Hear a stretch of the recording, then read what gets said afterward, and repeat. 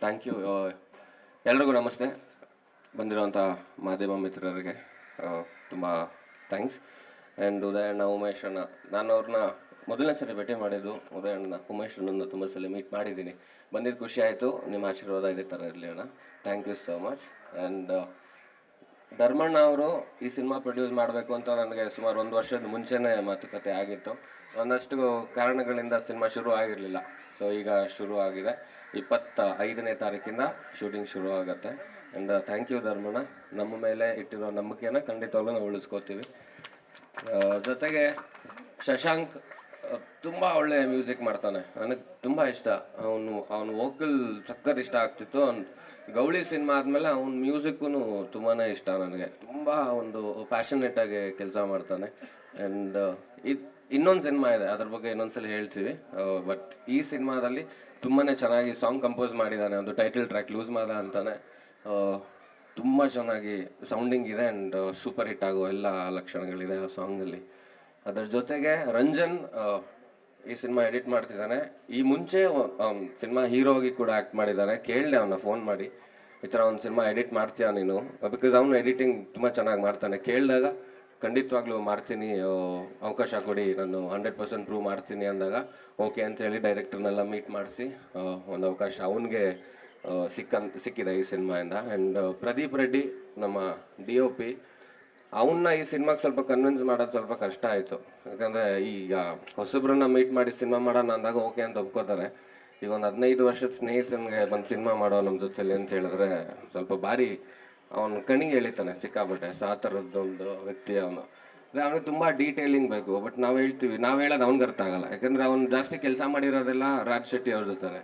So ಅವ್ರು ಮಾಡೋ ಅಷ್ಟು ಡೀಟೇಲಿಂಗ್ ಅಂದರೆ ಆ ಭಾಷೆ ಅವ್ನಿಗೆ ಅರ್ಥ ಆಗೋದ್ರಿಂದ ನಾವು ಅವ್ನಿಗೆ ಎಕ್ಸ್ಪ್ಲೇನ್ ಮಾಡೋಕ್ಕಾಗಿಲ್ಲ ಫಸ್ಟ್ ಮೀಟಿಂಗಲ್ಲಿ.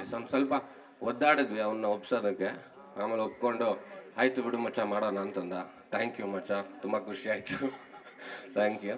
ಜೊತೆಗೆ ವಿವಾನ್ ನನ್ನ ತುಂಬ ಒಳ್ಳೆ ಗೆಳೆಯ.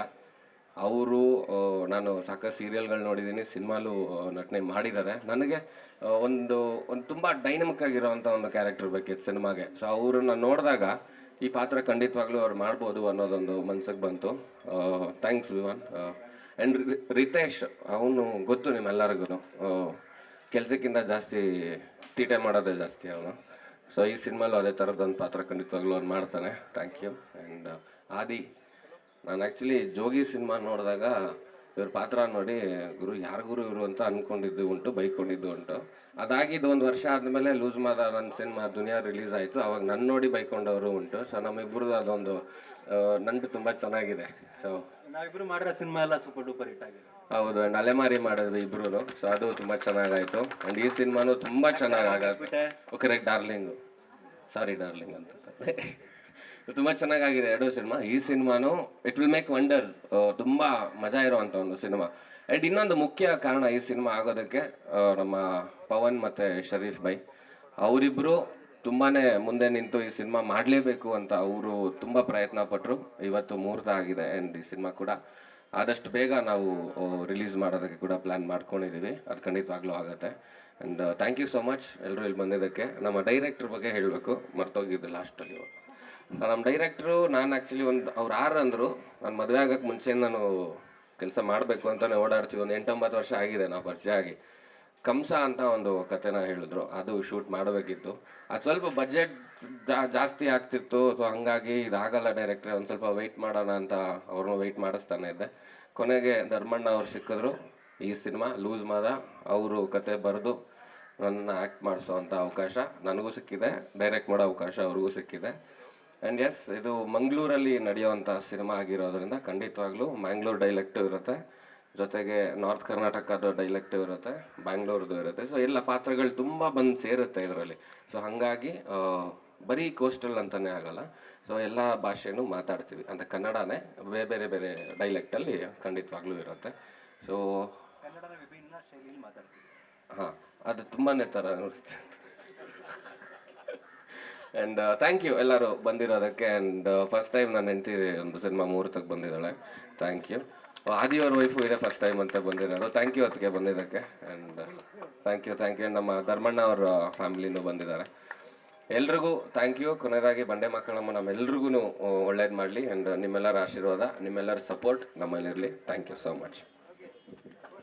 ಅದಲ್ಲ, ಸೆಕೆಂಡ್ ಟೈಮ್ ಲೀಡರ್ ಸಿನಿಮಾದಲ್ಲಿ ಒಂದು ಪಾತ್ರ ಮಾಡಿದ್ದೆ. ಅದು ಶಿವಣ್ಣನ ಜೊತೆ ಮಾಡಿದಾಗ ಅದು ಮ್ಯಾಂಗ್ಳೂರಿಂದ ಬರುವಂಥ ಒಂದು ಕ್ಯಾರೆಕ್ಟರ್ ಅದೊಂದಾಯ್ತು. ಅದು ಬಿಟ್ಟರೆ ಇದೆ.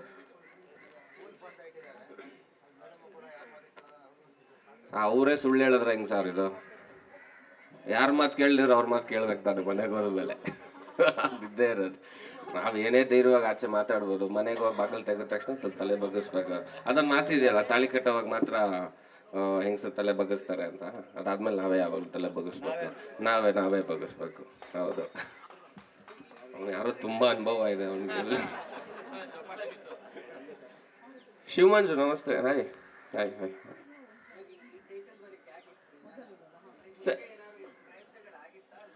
ಇಲ್ಲ, ಪ್ರಯತ್ನ ಯಾವುದು ಆಗಿರಲಿಲ್ಲ. ಡಿಸ್ಕಷನ್ ಸುಮ್ಮನೆ ಹಂಗೆ ಖಾಲಿ ಮಾತಾಡಬೇಕಾದ್ರೆ ಮಾಡಿಬಿಡೋಣ ಅದೇ ಟೈಟ್ಲ್ ಇಟ್ಕೊಂಡು ಅಂತ. ಬಟ್ ಹಂಗೆ ವರ್ಕ್ ಆಗಲ್ಲ ಅವರು. ತುಂಬ ನಾನು ಇವತ್ತವರೆಗೂ ಇಂಡಸ್ಟ್ರೀಲಿ ಎಲ್ಲರೂ ಕರಿತಿರೋದೇ ಆ ಹೆಸರಲ್ಲಿ. ಸೊ ಅದನ್ನು ಮಾಡಬೇಕಂದ್ರೆ ತುಂಬ ಪ್ರಾಪರಾಗಿ ಜಸ್ಟಿಫೈ ಆಗಬೇಕು. ಸೊ ಹಂಗಾಗಿ ವೆಯ್ಟ್ ಮಾಡ್ತಿದ್ವಿ. ಈ ಸಿನಿಮಾಗೂ ಸ್ಟಾರ್ಟಿಂಗಲ್ಲಿ ನಾನು ಬೇಡ ಅಂತಲೇ ಹೇಳ್ತಾ ಇದ್ದೆ. ಅದಾದ್ಮೇಲೆ ಕತೆ ಬರಿತಾ ತುಂಬ ಚೆನ್ನಾಗಾಗತ್ತೆ ಅನ್ನೋ ನಂಬಿಕೆ ಬಂತು. ಸೊ ಹಂಗಾಗಿ ಈ ಟೈಟ್ಲನ್ನ ಇಟ್ಕೊಂಡು ಮಾಡ್ತಾ ಇದ್ದೀವಿ. ಖಂಡಿತ ಇಲ್ಲ ಸರ್. ಆ್ಯಕ್ಚುಲಿ ಅದು ಮುಗ್ದೋಯ್ತು ಅವಾಗ. ಸೊ ಲೂಸ್ ಮಾದ ಹೊಸದಾಗಿ ಒಬ್ಬ ಬರ್ತಾನೆ. ಸೊ ಅಂದರೆ ಇದ್ರಲ್ಲಿ ತುಂಬ ಸ್ಟೈಲಿಶ್ ಆಗಿ ತೋರಿಸ್ತಾ ಇದ್ದೀವಿ. ಆ್ಯಂಡ್ ಸಾಕಷ್ಟು ಸಿನಿಮಾಗಳು ಬರ್ತಿದೆ. ಸೊ ಅದ್ರ ಮಧ್ಯ ಇದೊಂದು ಆಗಬಾರ್ದು. ಸೊ ಅದ್ರ ಮೇಲೆ ಏನಾದ್ರು ಒಂದು ಪ್ರಯತ್ನ ಪಡೋಣ ಅಂತ. ಅಂದರೆ ತುಂಬ ಸ್ಟೈಲಿಶ್ ಆಗಿ ಒಂದು ಮಾಫಿಯಾ ಹ್ಯಾಂಡಲ್ ಮಾಡೋಕ್ಕೆ ಹೋದರೆ, ಅಥವಾ ಎಲ್ಲದನ್ನು ನನ್ನ ಮುಷ್ಟಿಯಲ್ಲಿ ಇಟ್ಕೋಬೇಕು ಅಂತ ಪ್ರಯತ್ನ ಪಡೋನು, ಆ ಥರದ್ದು ಒಂದು ಐರಿಷ್ ಮ್ಯಾನ್, ಆ ಥರದ್ದೊಂದು ಆ ಒಂದು ಸ್ಟೈಲಾಗಿ ಮಾಡಬೇಕು ಅನ್ನೋದು ಒಂದು ಐಡಿಯಾದಲ್ಲಿದೆ. ಸೊ ನೋಡೋಣ ಮುಂದಕ್ಕೆ.